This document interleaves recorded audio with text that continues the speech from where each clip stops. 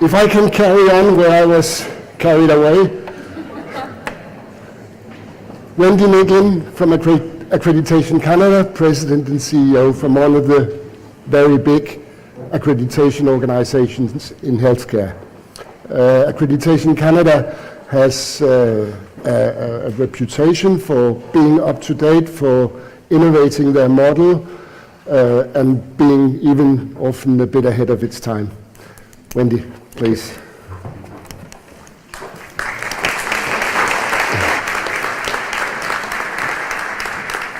Thank you very much. It's sincerely a pleasure to be here. My Danish is zero, so if you can bear with me as I present to you in English.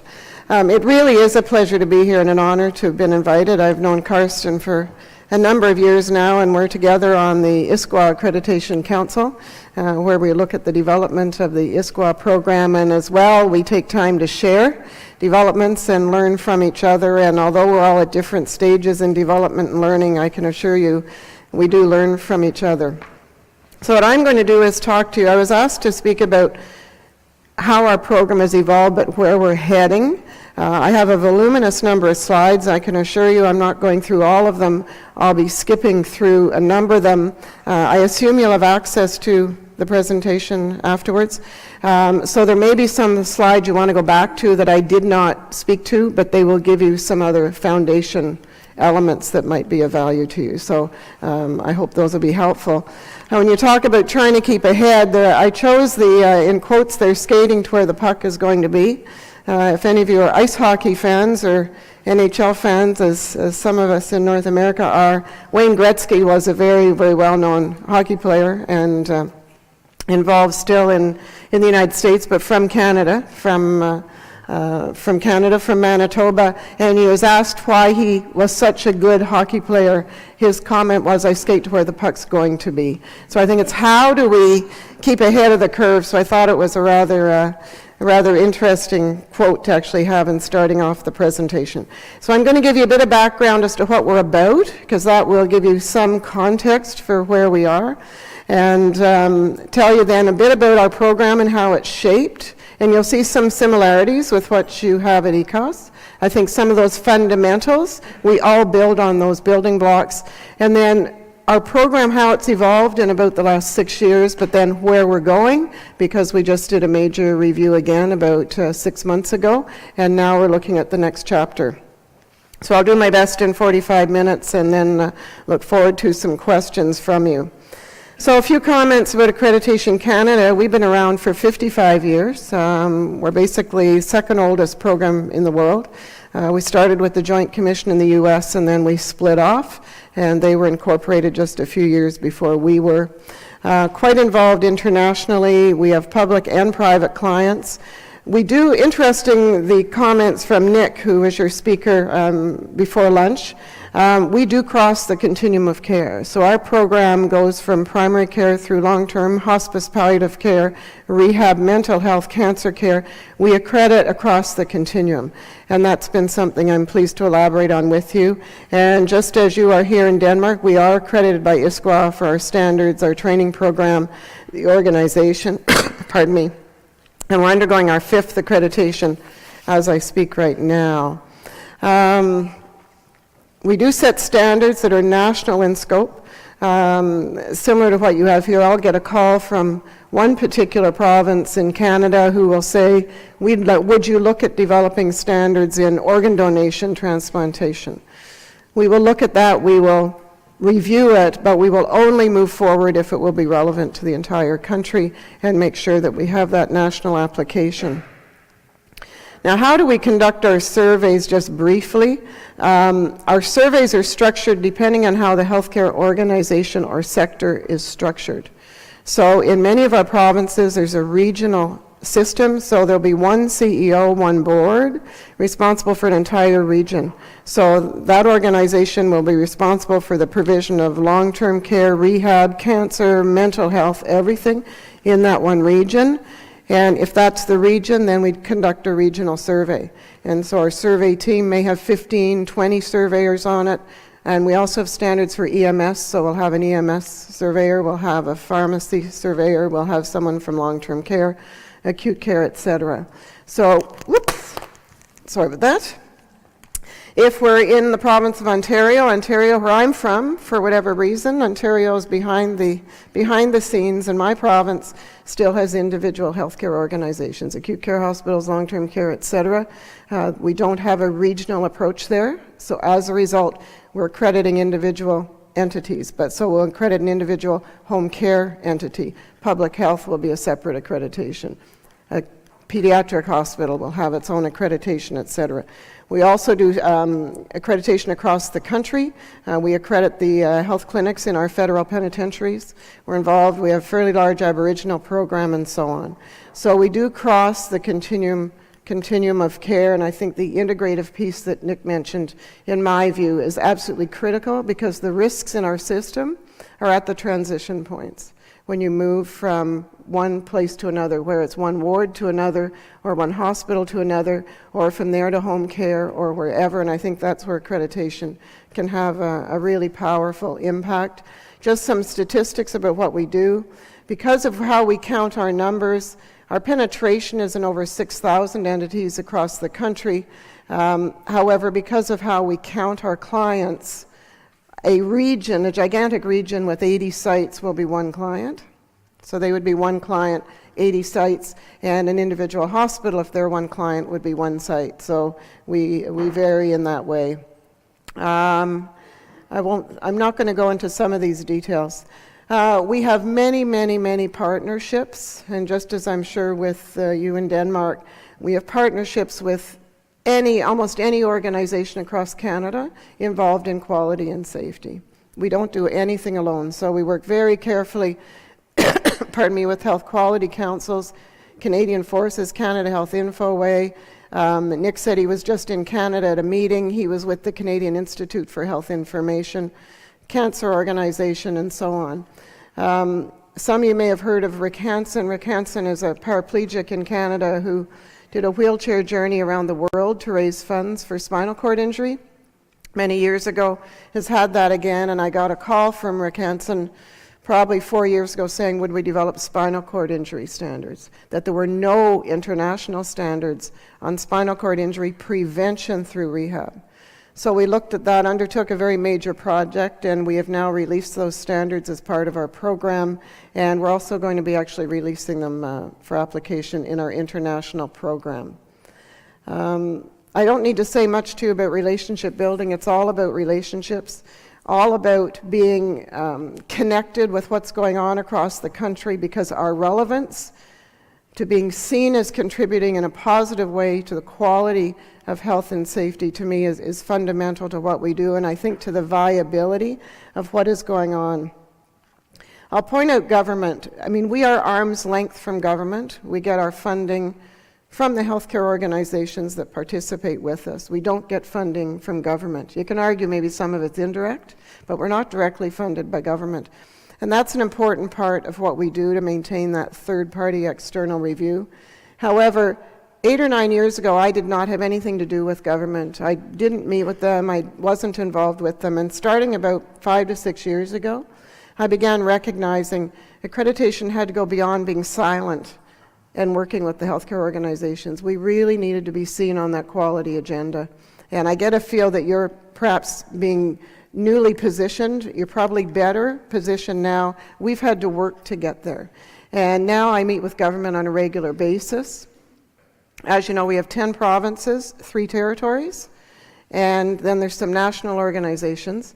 Our national government, federal, has chosen almost to not be involved in healthcare, which is a pet peeve of mine, and I think something that Canada struggles with.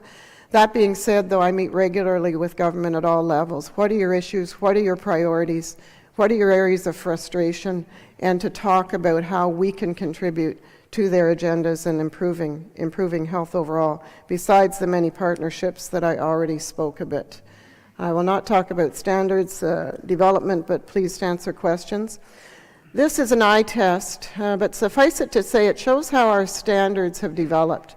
So starting literally in 1958, We started our accreditation program started focusing with standards on only acute care and long-term care. So we started institution-based in acute care and long-term care. Then around the early 80s, we began working on standards, here we are, in mental health, rehab, and cancer. And how that happened, it happened because we would be contacted by that sector to say, we need standards, that there's lots of fragmented standards out there, but we need an integrated set. Then we began to move into community health, home care, and health systems. And then literally in the early 2000s, 2001, you can see we started to really move into the community, hospice, palliative care. We developed Aboriginal standards, assisted reproductive technology. We accredit the in vitro fertilization programs, telehealth laboratory, and then just continuing on, we continued evolving and going through the continuum of care. Emergency health service standards, EMS, became a part of our program about 5 or 6 years ago. We have land ambulance standards, but now there's pressure to make sure we have air. We do a lot of air ambulance transport in Canada, so we're now working on air standards to complement those, and so on. So it just gives you, when you actually have a look at the presentation, you'll see the evolution of our program and how we have slowly integrated and added components to it. Briefly, all of our standards are aligned with our quality framework. And the components, there are 8 dimensions to our quality framework. So when any set of standards are developed, whether hospice, palliative care, or EMS, or spinal cord, we make sure that each set of standards and criteria do have a component of the definition of quality. We want to make sure that there's reference to population health, that there's reference to accessibility, and so on. And when we go through our process, it's important that all dimensions of quality are included. One unique feature which we have, and I'm not sure in ECOS if you have this, we do consider work life an important dimension of quality of care.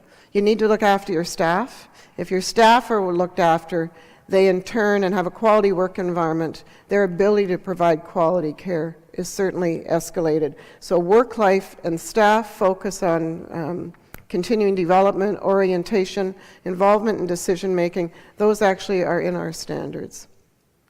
I won't go through how to understand this. I will just show you this table, which was in an article, in a report some time ago that Karsten and I know well, written by Charles Shaw, the Toolkit for Accreditation Programs. It was posted on the WHO site. It's since been pulled off because it's outdated. However, I will point out the difference between accreditation and licensure and certification. And it's a very interesting table when we're trying to say what's the niche of accreditation, or if it begins to get aligned and blurred with certification or licensure, what is that? And it's very important as we articulate the niche and value of accreditation, whether you're speaking to staff or boards or the public, to be clear in your own mind what accreditation is about. And accreditation is about quality improvement. It's raising that bar. It's helping organizations move forward. It's not audit. It's not some aspects, yes, you could say have an audit component, but it's certainly not about minimum standard. It's not about minimum for safety. And I think very important to keep that in mind as we communicate and talk about what we are all about. I will keep going here.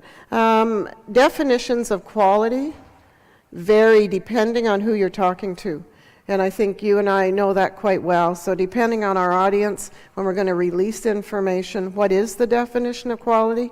And what does it mean? Quality to government may be slightly different than quality to a CEO of an organization or to the quality coordinator. And important as we look at accreditation and where it fits to think about that. There is increasing research evidence about the value and impact of health services accreditation, which we do.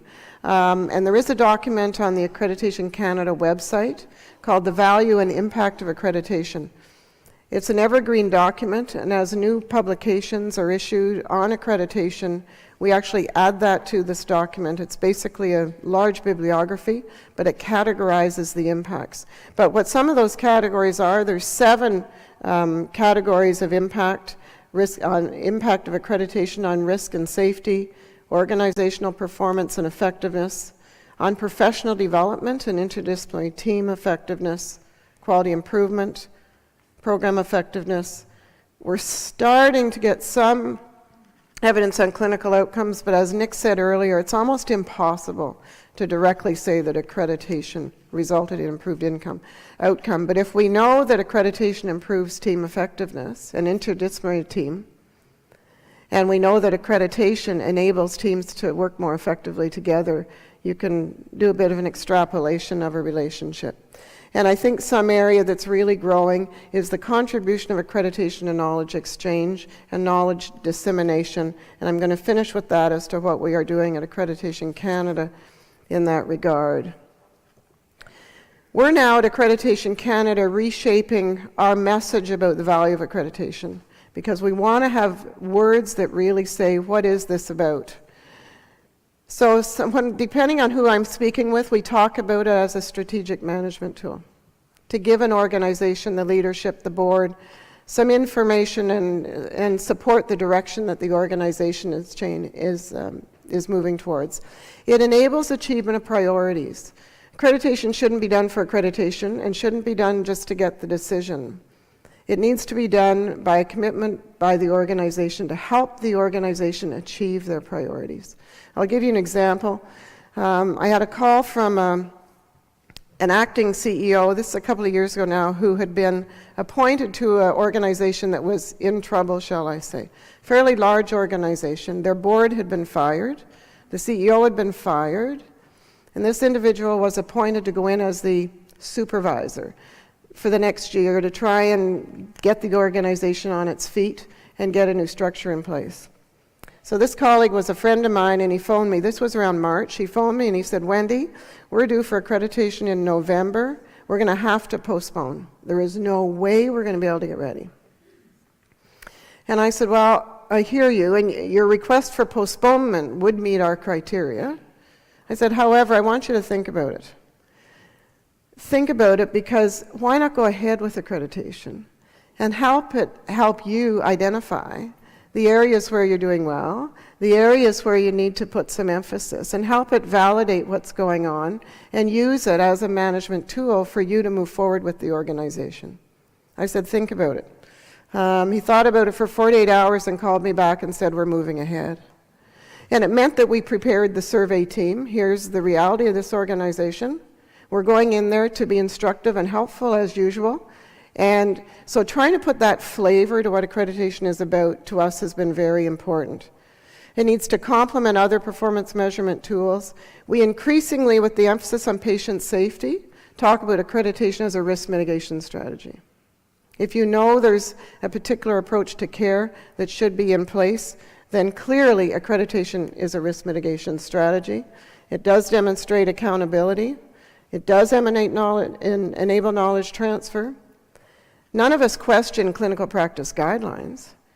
Well, we now have standards and criteria for health services that decrease variance in practice in administration and in administration practice, so to decrease variation in practice and decision making.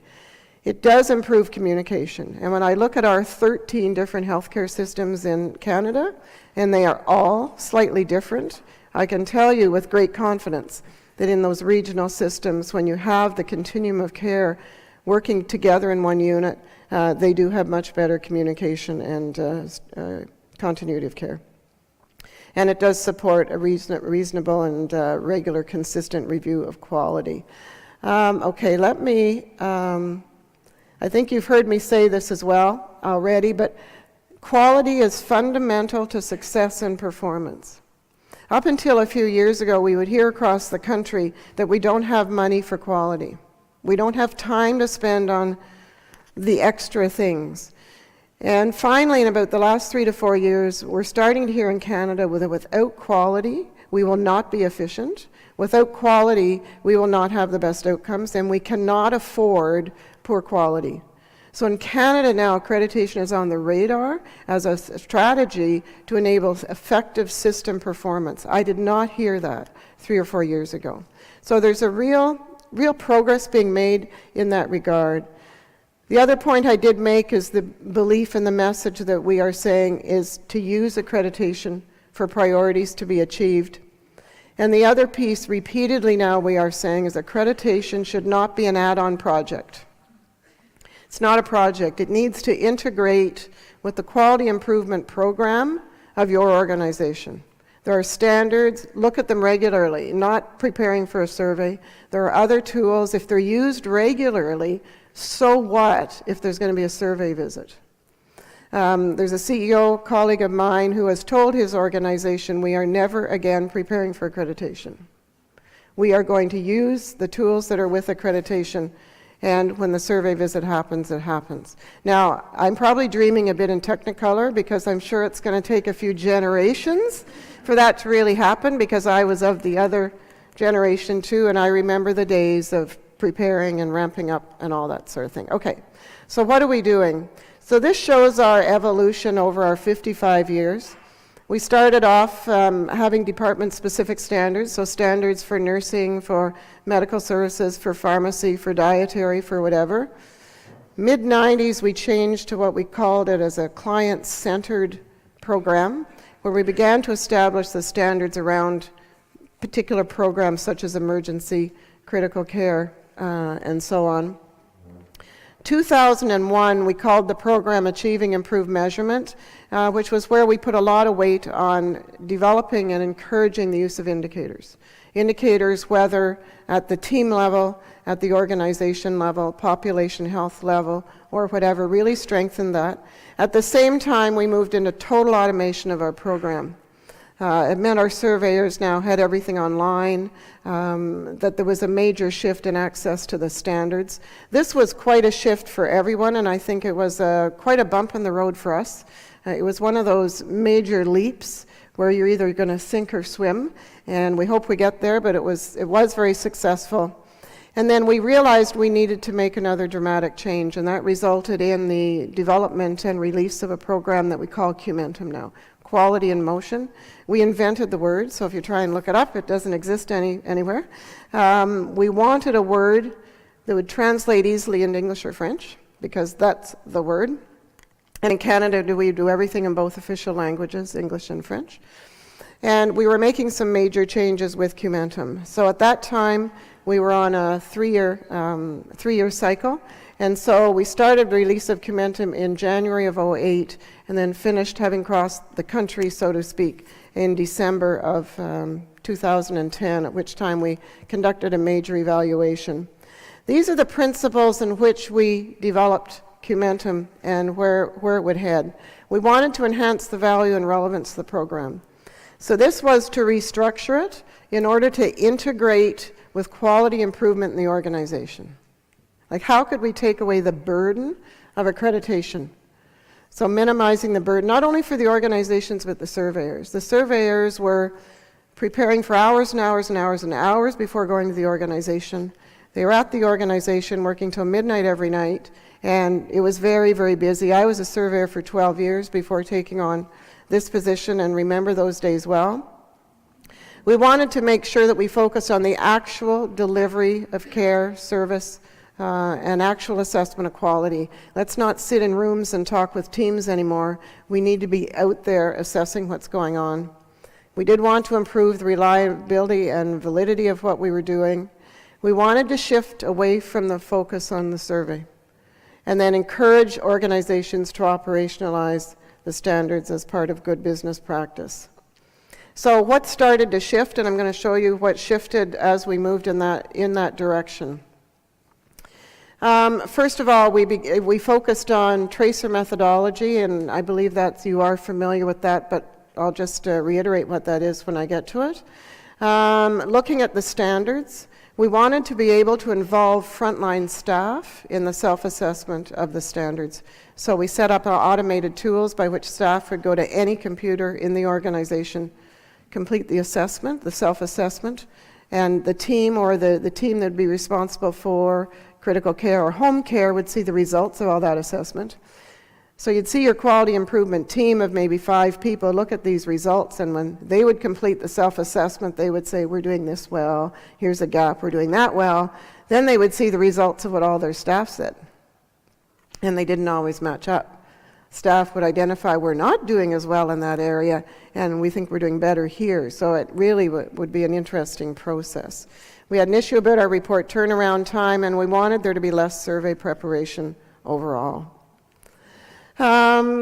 Essential elements, I'm not going to spend time on that. That talks about what I just said. Briefly, we had also introduced into our program what we call ROPs just before the release of Qumentum. And when patient safety movement started, we looked at ourselves and said, if there are certain practices that research shows they are unsafe, we cannot walk in and out of an organization and ignore if some of those practices are there. So this brought us a bit more clinically specific than we had been before, and we convened a patient safety advisory committee. We gave them 100 research-based evidence practices that if in place, it would be a safer environment, and asked them to get that list down to about 5, so we could have some mandatory practices to put in with our program. They could not get the list below 21. They said to us, no, we can't cut it less than that. And there's more on our website about this if you want information about it. But they were released in 2005-06. Initially, major pushback from the clients. You know, one of them, straightforward, no concentrated electrolyte stock medication. They should not be stock medication on any unit. Enough people have died from mainlining of potassium or whatever, concentrated potassium, etc. Keep it in pharmacy, etc. And initially when we released these, there was major pushback. Who are you as accreditation to say we must have that in place? But then we said, what's our credibility if we know a practice is going on that really has been known to be unsafe? When we did our formal evaluation of Qumentum in the spring of 2011, after that 3-year rollout, they said the best thing we ever did was develop the ROPs. The country basically said patient safety is so big, the agenda is so big, that you've helped us focus. So it actually has been very good. This is another eye test. This is on our website. Shows the ROPs that are in existence now by theme. I'll point out, because of our focus on staff as well, one of our ROPs is a workplace violence prevention program. We had a nurse murdered in Ontario in the recovery room, a very disastrous scenario, and then the next phone call I got was, can accreditation do more to deal with workplace safety, workplace violence prevention? And we did quite a thorough review. That's another story. But this gives you an idea of what our ROPs are about.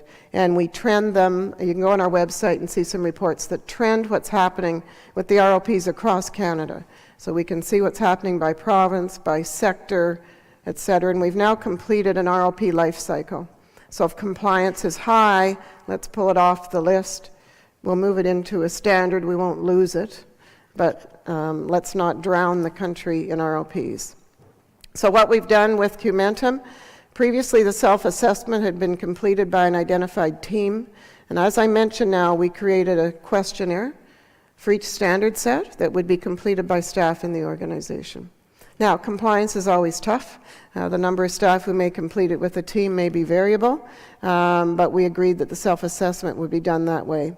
Another critical change is that the surveyors do not receive any completed self-assessments prior to survey. The research we did showed that the completed self-assessment pre-survey biased the surveyors as what to ask and what to look for. And we'd prefer the surveyors going objective. Now, the surveyors have access to the organization's website, their strat plan, recommendations from their previous report, etc., but they do not see the completed self-assessment. So it contributed to increasing objectivity and also less work from the surveyors at the time of preparing. And there's also less work for the organization when they realized the self-assessment is for the organization. It's not for the surveyors. It's not for the accreditation. With our AIM program, we had no survey tools, and with Qumentum, we developed some survey tools. How could we more objectively assess compliance with the standards? So we developed in conjunction with a university in Canada and one of the hospital associations a work-life pulse tool survey that would be a snapshot of how staff assess the quality of the workplace. And most organizations, and perhaps here in Denmark, may do a detailed employee satisfaction survey at certain intervals, very detailed, lots of recommendations, action plans, and maybe you do it every year or two. This particular survey only has about 26 objective questions in it. The organization can decide when they want to administer it. They could choose December 1st to December 8th or March or whatever they want. It's on our server. They open and close it themselves. It's open to the whole organization. You can complete the survey from wherever you are, and then the results are available in 24 hours from our database. We send the results right back. So it's for the organization. We require it to be done once in the cycle, but it can be done as often as the organization wants. So if you've gone through a major change, you may want to administer the survey again X number of months later. And we've just now completed a physician version of this particular survey because physicians found it didn't quite match the elements that were relevant to them. We have a patient safety culture survey that's part of the program, and we also developed a governance functioning tool. How effective is the board? What about their professional development or their orientation or their understanding of their roles and responsibilities? So the board members complete this tool individually, then the results are rolled up, and the board can then look at what areas they need to work on to improve. And this is to complement their self-assessment against the standards. So it's to complement it. And what we're finding now in Canada, the boards are using this tool once a year, probably at their retreat or whatever, to see what progress they are making. And this particular tool has been proven to be quite useful. Preparation of the surveyors, I already mentioned that now the surveyors do not get the completed self-assessment. They prepare looking at the website and so on. The on-site visit is where we had a major change, and this was previously there would be the usual visit to the organization. Some visits with patients or clients would be prearranged, and then the surveyors would review some charts, and then they would sit down and interview the team and tell us how you meet this particular standard or what you do about such and such. Now, yes, there's the tour. We've changed the issue of meeting with clients. They will not be pre-identified. They're identified at time of arrival. We may ask the organization, the unit manager, to pull out 15 charts. And from that, we will select maybe 2 or 3, and it's spontaneous and random. We do the appropriate consent forms and confidentiality issues, but it's much more spontaneous. There are the charts with those clients are the ones reviewed, and then we use the tracer methodology. And it's proven to be far more effective than talking with the team. So briefly, if I'm assigned the infection prevention and control tracer, and this is a list of how we have defined what tracers there will be. So infection prevention and control is number 19. So I might be assigned the IPC tracer to do Tuesday afternoon from 1 to 4.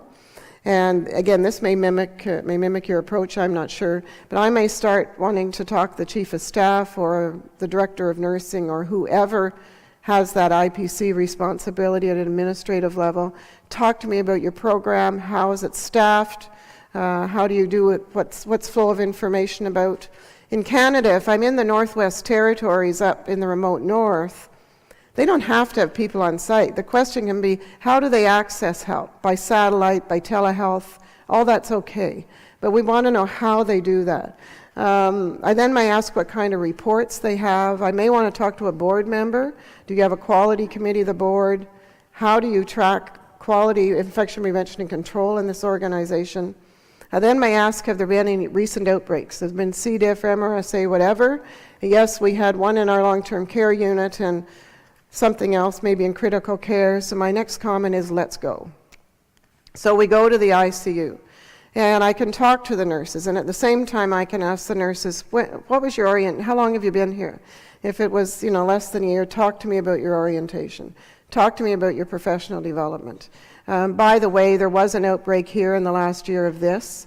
Were you part of that? What changes in practice have occurred since then? What is the current rate? Because you want to see that staff are aware of that transfer of information. You can see who's washing their hands. You can see where the sinks are distributed, etc. So the tracer methodology has been a phenomenal improvement.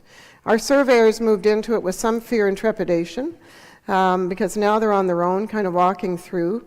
And you worry a bit about the N of 1, right? When you speak to someone and they say, well, this was a problem. But we don't go on the N of 1. You start looking for patterns. And when the surveyors meet at lunchtime and at dinner, you start confirming what people are sensing and feeling. And I may say to a fellow surveyor, when you're in such and such an area, can you look for this? Because I noticed such and such somewhere else. Just validate that for me. Anyway, incredibly effective, but we did go into it with some fear and trepidation.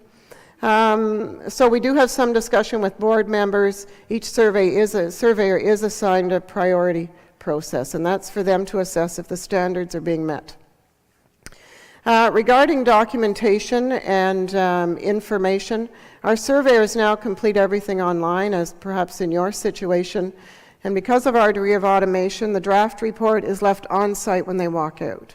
So everything is synchronized. The report is left on site when the surveyors leave. The organization's given 5 days to check for any factual inaccuracies and respond back to us. We then, with those considerations, we turn around the final decision in about 10 days from survey, 10 to 15 days. For our big regional surveys, we're around 15 days. For the standalone organizations, we turn around the decision in 10 days. What we did add to the program, and this, I can have an offline discussion if any of you are interested. We decided to give organizations an opportunity to improve their accreditation decision. So if their decision was accreditation, let me see where our decisions are. Okay, I'll go back, sorry. Our decision levels are non-accreditation, and we do give non-accreditation, we just gave one this last week. Non-accreditation, accredited, accredited with commendation, and accredited with exemplary status. If their first decision is accredited, and we identify areas for improvement, if they can submit evidence within 6 months of addressing those issues, their decision will be reviewed and their decision may be adjusted in the spirit of quality improvement. Because sometimes if there's 2 or 3 critical things missing, but with the identification, why wait for 3 years to be able to prove you've dealt with it? So we've introduced this into the program. It's going very well. It's given us some headaches, and I'm not going to elaborate, but I think in philosophy and principle it's good. So I'll leave it there. I've already spoken about the issue of our approach to issuing the report. Release of information. We're beginning now to mine our own data. With our previous program, AIM, the way we captured the data, the way it was automated, we would have very little data to mine. We could give the organization back their report. But how could we mine the data and produce reports on trends and what's happening in sectors, and how do you compare academic health science centers or home care organizations? And now with the conclusion in December 2010 of that first cover of the new program across the country, our database now allows us to mine and start issuing reports. So we're giving reports to each province, to the government, on what the profile of accreditation is showing within their province. We can issue sector-specific reports now, and my challenge is resources, and that in order to do this well, my little team of 2 could be a team of 20. And so a challenge we have is how we can really continue to escalate this. With the change in the program, had to leave some change in our board. And how do we make sure our board to support me and the organization is done? And so we've added, converted some seats to have more business expertise on our board to reflect some of the newer sectors we're moving in. We're doing a lot in primary care now, major primary care focus of our program. And so we wanted to make sure that was reflected. The other thing we added with AIM, or from AIM to Qumentum, something totally new, was primer. We were finding that newer organizations joining the program who tended to be smaller did not have the quality improvement building blocks necessary to actually go through accreditation and have a degree of success.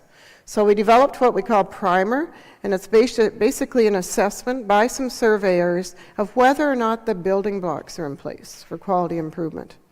And then there's a decision rendered as to stop, take action, work on this. There'll be another one that'll say,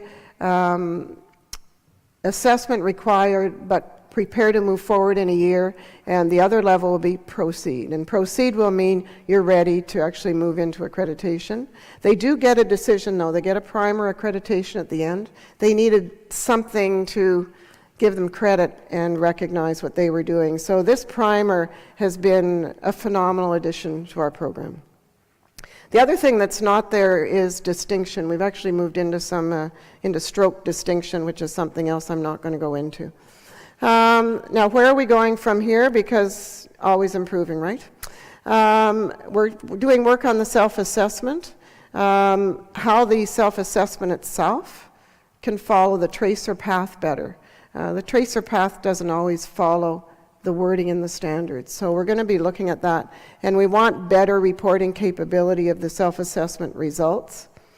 Regarding the standards, there's quite a bit of work going on with our standards, but one piece is we want to change the language. A lot of the language is you and I understand it.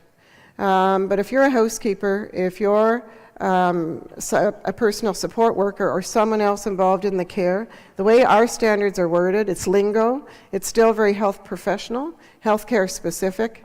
And if we want staff of the organization to be involved, the language needs to be language that's understood by whoever reads it. So we're doing a lot of work on language.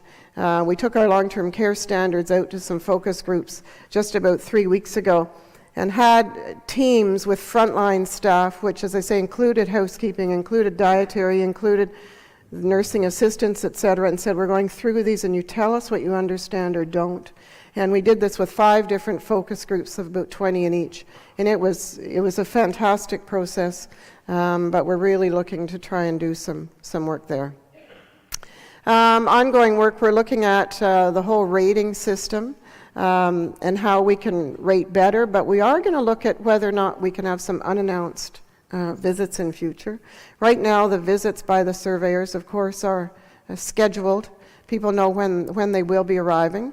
And as you probably would agree, there's advantage to knowing when the fire drill is going to happen, right? I mean, if you know the fire drill is Friday at 2 p.m., your team does read the manual and make sure they're up to speed, though. So there's some learning from the announced.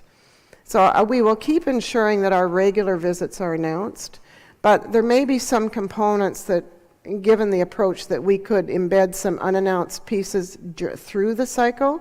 So we're going to be looking at those. Future considerations regarding the report. We really urge organizations to post their report on their website and to share it openly in their organization. But frankly, just as I said, the standards and the wording of them can be an issue. If we want the public to understand a bit more about what accreditation is about and have this inform the public, and I think there's increasing demand by the public to see it, it's gobbledygook. I mean, the public getting hold of it and reading some of these reports, some of it makes sense. Some of it could be pretty scary. You know, if they see that hand hygiene is at 50% or whatever, and the public's saying, just a minute, I thought everyone was regularly washing their hands and so on. So what we are really going to be looking at is the wording of our reports, making them more down here, much more public reporting, but more public friendly in the wording, and we want to better tailor the reports. So we're working on that right now. Decision level, I'm going to leave that one.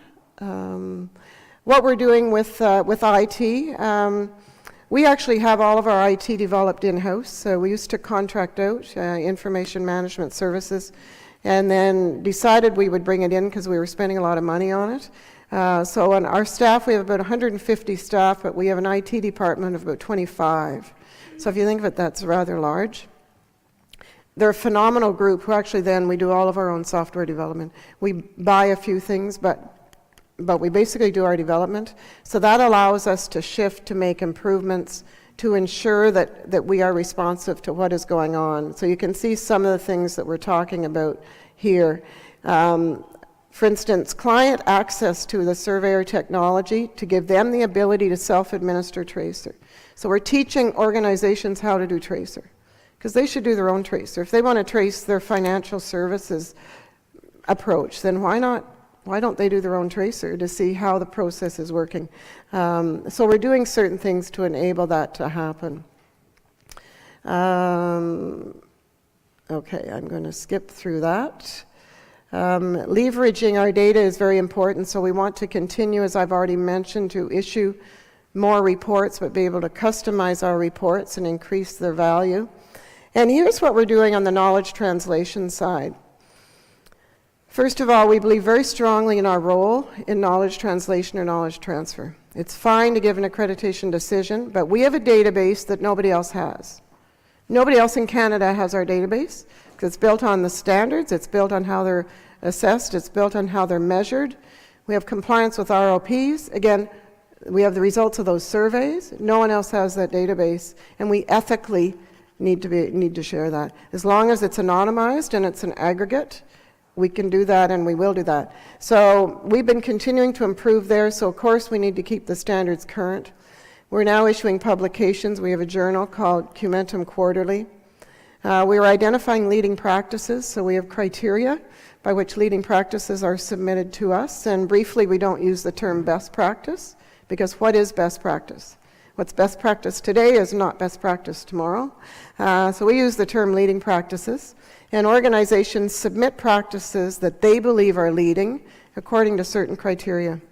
We then have an internal committee with some external experts who assess if indeed those criteria are met. And if they are met, that leading practice goes on our website. You can go on our website and see those. We identify the contact person at the organization. So if you see a leading practice in some patient safety particular or something to do with admissions, you then have the contact of who you would call about that. We only accept about 50% of leading practices submitted. It has to show sustainability. It has to show it's been evaluated. It has to show there's rigor to the process.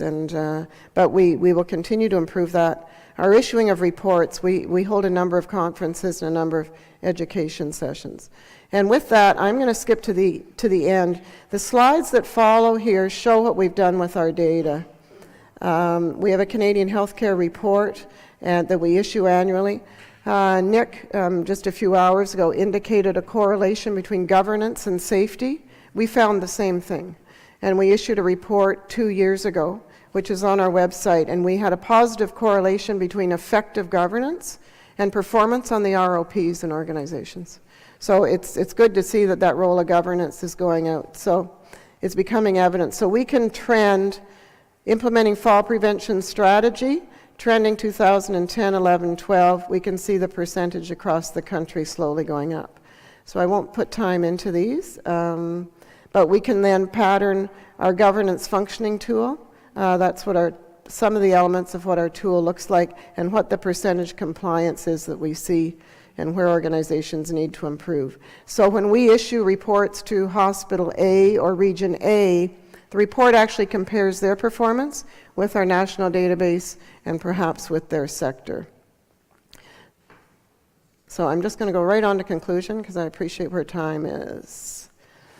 So a few things as to where some of our challenges are and where we are headed: transparency and openness. I think this is an issue internationally, but accreditation and the results that we have and what it means, it's really important that we're increasingly transparent with what is there. Right now, Accreditation Canada does not publicly issue the specific report. We encourage the organization to do so, but our report is confidential to the organization.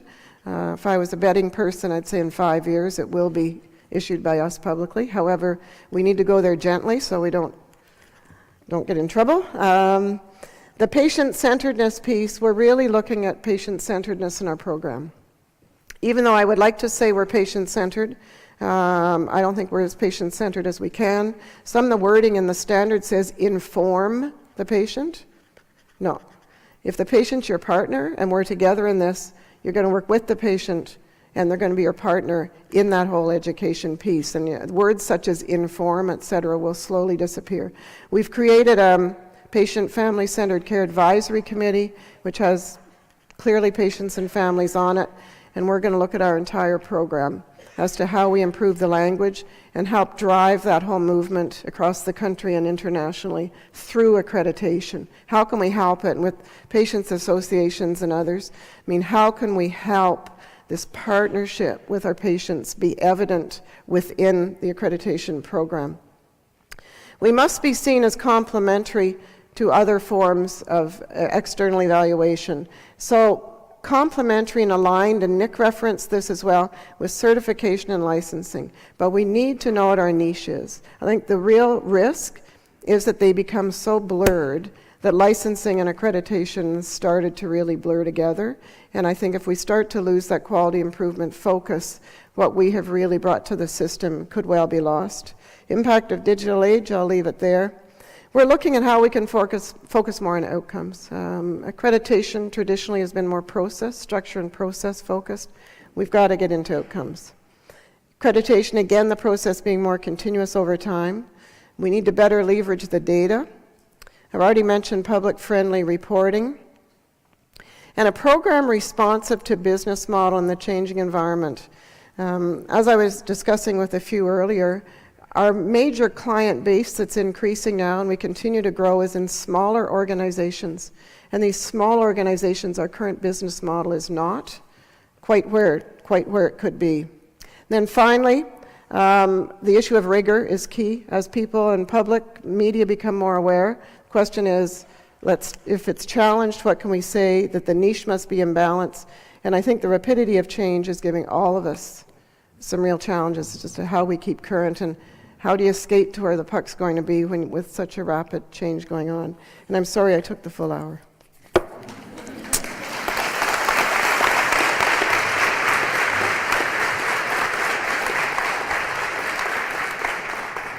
We still have time for questions. I'll leave a few business cards as well behind, and I'd welcome any questions, ideas. We'll share with you whatever we can share, so happy to do that. A lot of information. Mons?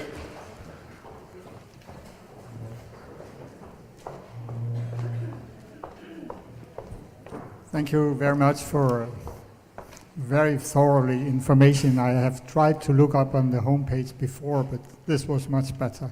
But I'm interested in patient involvement, and I listened to your patient-centered and also. But now my question is: have your experiences with lay people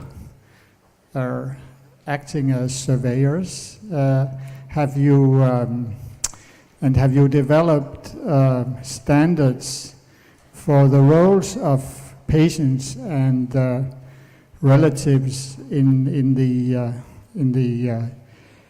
accreditation process? And also, you mentioned shortly the patient path concept, and because you are that fragmented in the system you have, I would speculate that it would be very difficult to have this patient track approach in the Canadian health system. Would you comment on Lots of questions there. From the standpoint of a surveyor, a lay surveyor in the teams, we've talked about it.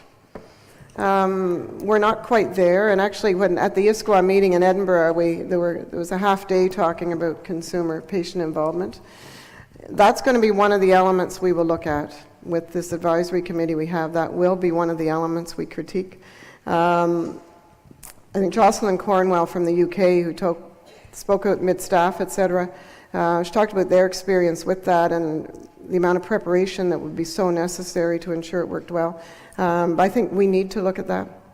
The issue is the patient and family overall and sort of their role in this. We are not there yet either, and I think that will again be something that will come from this review. What was your last part? The path. Actually, our tracer methodology now works with the path. If a surveyor is doing, let's say the surveyor is in home care and they're tracing in home care, they will actually start, I'm a patient that's just newly come to your program. I've come from an acute care organization. Tell me what information you will have received about the fact I'm here now. Show me evidence of that communication between you and from where I would have come. What you do with that information, who's involved in the care, what kind of dialogue occurred. Then we'll talk about what's going on within home care, and then if I'm also going to be involved with now physiotherapy and whatever, we will then trace and talk with, so that whole web, that whole network is integral, and all of our standards identify transitions and communication at transitions. But we can do a better job, and I think as we look at the wording in the standards, that is one piece we can better get at within this, for sure. Good question. Further questions?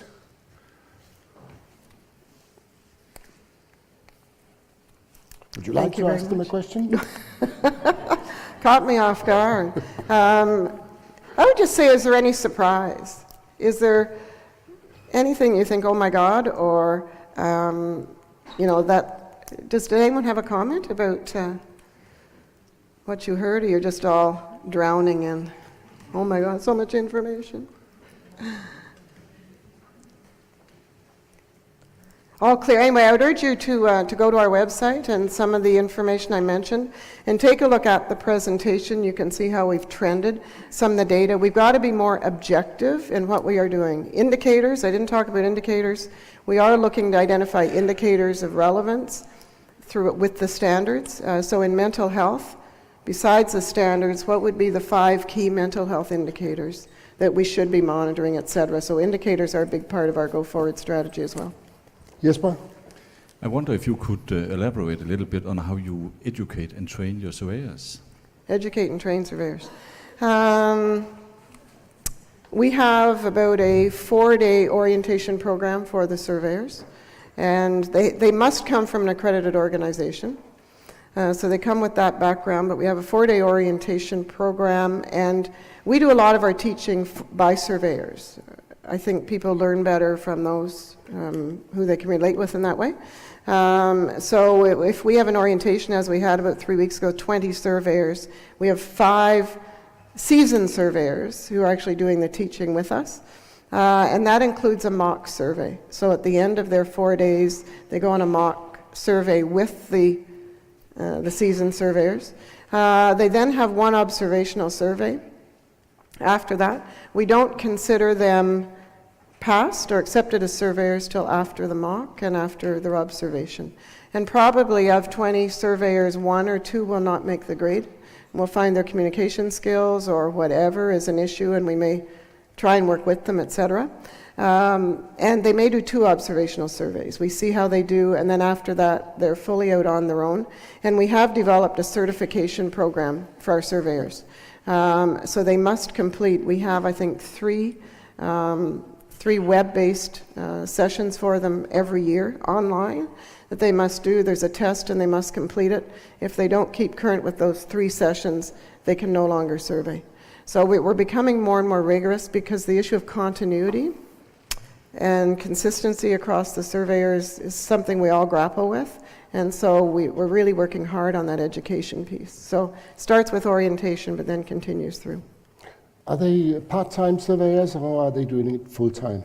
No, but they are only volunteer. They're only volunteer. They work full-time in healthcare in Canada and agree to give us a minimum of 10 days per year to survey. And that peer-based model is a big part of when our program's evaluated that people really like. They say they understand our reality, and but it gives the challenge of currency and consistency and whatnot. So, thank you. Flere spørgsmål? Ja, der er Svend. My name is Sven. I come from Gentofte. You mentioned last that you will, in the future, focus more on outcome indicators. Does that mean that the quality culture is getting better over time, that you do not need to focus on processes and structure as you did before? Or Good. is it because you have got wiser? Good question. I don't think you can ever do without process because there's recognition that if certain processes are in place, they will lead to a particular outcome. At the same time, some of our standards will say you have an adverse events reporting system in place. Check. We've got it in place. But the question is, what changes were put in place because of the adverse events reporting system? What were the outcomes from the reporting system? Or if it's something to do with infection prevention and control, they may have all the right procedures in place and be doing the right things, but is their infection rate changing? Now, mind you, a lot more goes in place to do that than others, but we want to push the margin on. The issue is there a difference? And what does the data show that it has improved because of? So we're just going to try and push that outcome piece, that it's fine for an organization to say, yes, we're doing X, but indeed, has it made a difference? And show us the data. Anyone else? One last. Yeah, Signe Jensen from Danish Consumer Council. Thank you for a very good presentation. I think what's so different from us is that our project is, of course, 100% publicly funded. And maybe I wasn't listening really carefully, but how's your funding? And if you have like corporate funding, is that a problem for you? Our funding comes through the client organizations. So whether it's a small private surgery center or a large academic health science center, our revenue is a percentage. We have a formula to calculate, and a percentage of the revenues from that organization funds our program. And to date, that approach has worked absolutely extremely well. I think the challenge we will face, and it's similar to what I was saying about smaller organizations, is that proportionately the revenue from smaller organizations using the existing formula is not necessarily adequate to meet the support the organization needs. So we really have to look at our business model to see how can we deliver an equally rigorous program, but recognize that funding is going to be a challenge.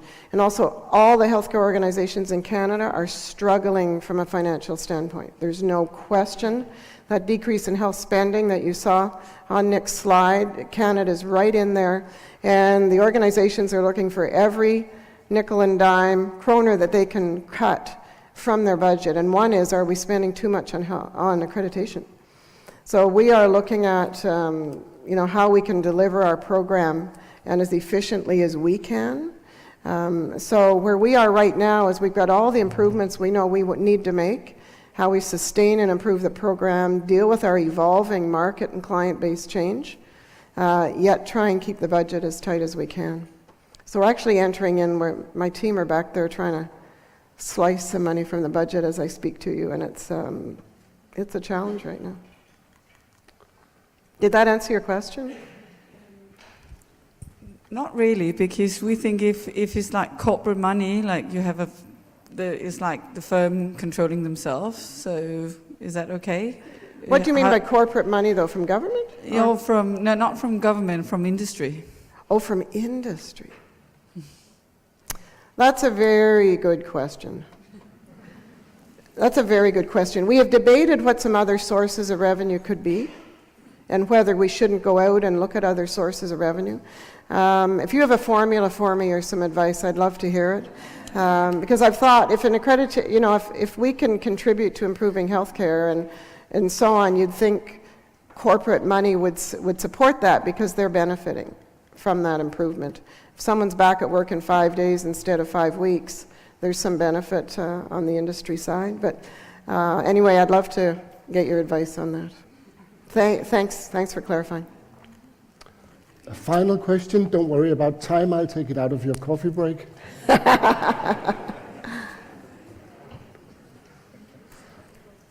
No. Okay, Wendy. Thank you very much.